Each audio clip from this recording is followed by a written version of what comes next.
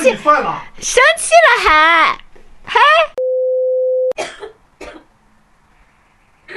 大哥，这个阳过以后，现在都有1个月了，现在还天天在咳。我跟他说带他到医院去看看，检查检查，他也不愿意去。这样子下去也不行，不行，我今天要强制带他过去看看。咋样了你？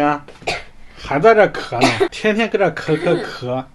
我说带你去检查检查，看看是不是有问题，你也不愿意去。去啥去？这咳一段时间都好了。这都快咳1个月了，爽不爽？天天。你怀疑我得了白肺啊？咱不是去检查检查，不是心里有数吗？是不是看看到底有没有毛病？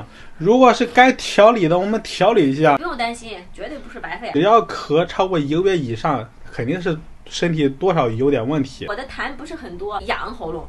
什么病都是从小被你耗到大的。花钱嘛，你随便拍个 CT， 肺部 CT， 你得200多。现在花点小钱能解决的事儿，这么不听话，走。我不去。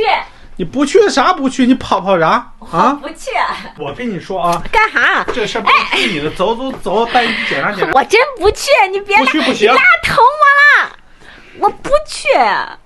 我真的不去。不去是吧？我不去，我跟你说了，我自己知道我不去是吧？我知道我自己身体没毛病，不去。行，我不管你，你在这咳吧。